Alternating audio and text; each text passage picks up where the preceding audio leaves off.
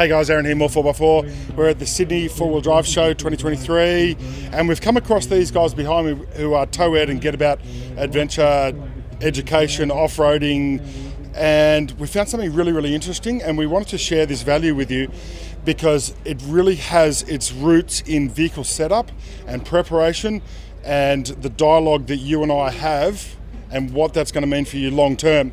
And so we got talking with the guys and about vehicle configurations and how we can potentially work with our clients to, after a build, to get into, some advanced towing awareness education. So we're having a chat, and these guys have got a fabulous demonstration about the effect of weight on a vehicle and weight bias and the effect of brakes. And I think this guy's way more clever than me where this is concerned. So I'm just going to, what can you show us right now that's going to give our viewers a really some more value and knowledge on weight bias in their vans? Sure, but mostly about towing and the weight distribution and how weight affects the balance of this combination. Yeah. So once we put a towing vehicle, and a trailer, no matter what it is, a caravan, a boat trailer, a horse float, whatever it may be, it's trailing behind that vehicle. This is now a combination. Yeah.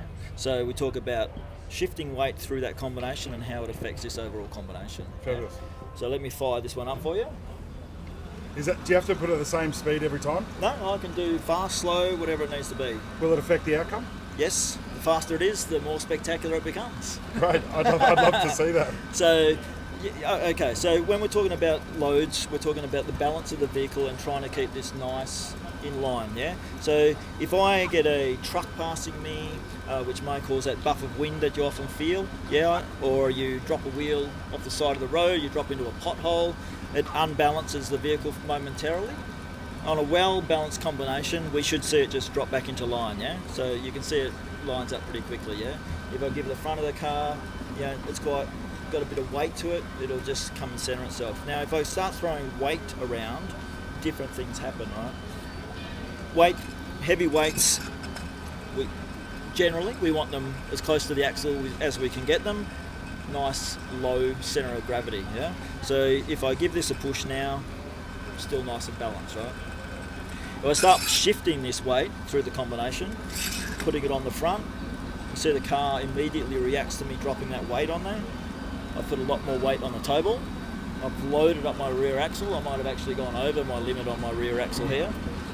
But what's happened is that the front of the vehicle has become very light. It's not taking much for me to push that around, yeah? Sure. So if we talk about lifting weight off that front axle, what are we doing? We're removing the contact patch from the tyre, yeah? So if in general, it might be a full contact patch like this. As we're lifting that axle, your contact patch getting smaller and smaller, really affecting your weight on the front axle and your steering and your braking ability. Yeah, we're taking that away from the front. Now conversely, if we go and we throw this onto the rear of the vehicle, what have we done? We've removed that weight from our tow ball. Now we might be back on our limit here, but we've thrown all this heavy weight way behind that axle. Yeah. So what happens then? If we get that buffer wind from the same truck, pothole, whatever it might be, now we've induced this pendulum effect. And that's not stopping on its own? That's not stopping on its own, no. You need to help it. So how do we stop it? I'll throw the question over to you. If you're in this situation, you're going down the road, towing a trailer, and all of a sudden you start getting this happening, what can we do to help get rid of this sway? So I was actually schooled a second ago, and I didn't have an answer on the spot. He kind of broke my brain, and that's okay. Trailer brakes. And we actually had some really good dialogue a second ago about this, but this is not about me. Yeah, so trailer brakes, any trailer that is over 2 tonne, you need a trailer brake, electric brake, and a brake controller in your vehicle, yeah? So in this situation, trailer brake, best friend.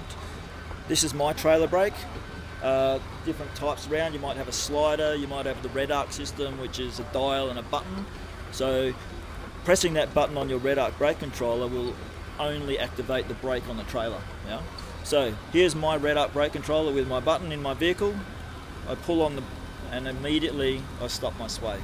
Yeah. So all I've done is apply my trailer brake. I haven't applied my car foot brake.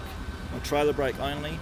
It's pulled the trailer back. Yeah. It's trying to stretch the combination out and it slows everything down. So some people talk about speed. You mentioned it earlier. The faster I go, what happens if I speed this up? Yeah. Yeah, things become more spectacular, right? So, often people come, when I ask them that question, what would you do? Some of them say, it's an old school method, speed up. So if I'm doing 100 kilometres an hour and I get sway, I speed up to 110, yeah? The sway starts happening, what am I going to do? I'm going to keep going faster, now I'm doing 120. Things become spectacular very quickly. So, trailer brake. And with more, is it fair to say, with more speed, reaction time, response time shortens? Absolutely, yeah. So that'll start swaying heavier and turn over a lot quicker. Yeah. So you got about 5-7 seconds to react to that sway. We talk about brake controllers and where they're located in the vehicle. Again, ideally, we want it in the center console. Why do we want it in the center console? It's a lot more natural for you to find a control that's in the center rather than down on your right hand side. Try driving home tonight, have a look for something down here. You're generally fiddling around trying to find it, yeah? Here's a lot more natural with gear shifters, handbrakes, all that sort of stuff, yeah? And more importantly, the passenger can reach it. That's what we want to see. If you've got a passenger in your vehicle and this starts swaying, the driver's hanging onto the wheel, we want that passenger just to push that button for you, yeah? Similar with your hazard button, right? It's in the middle of the console. That's so passengers, people in the back can climb through, press that, yeah? Other thoughts, medical episode. Doesn't have to just be sway, right? Your driver might have a medical episode. Passenger can reach across, push that button, slow everything down, maybe even grab the wheel and pull it over to the side of the road as we slow it down. It's not as effective as the foot brake, as in slowing you down. It's going to be a slower slowness, yeah, but it works. Yeah? I actually think there's a lot of value in that, and that's why we always have dialogue about the location of brake controllers in the vehicle, and it's a minority of owners that want it on the passengers on the driver's side, on the right hand side of the steering column, but we always sanity check our clients' decisions there, and this serves as great context for why that's really important. Yeah. So as I mentioned, I'll just follow this thing up again. Heavy loads, as close to the axle as we can get them, get that balance back in play, right? So speaking of loads, and we start talking about acronyms and what's out there, and we talk about GVMs, yeah? So a gross vehicle mass, which is the maximum that this tow vehicle can weigh legally, yeah? Who sets that limit? The manufacturer, of course. We've got a ATM, aggregate trailer mass, so the maximum, if I unhook this from the vehicle, the maximum that trailer can weigh fully loaded legally. Right, once we connect it to the vehicle though, our towable mass now becomes part of the car. So things to think about here, all of that weight is generally going on your rear axle. You can be within your GVM limit here, but you also have axle limits. Really easy to overload that rear axle. Yeah, so something else to be aware of.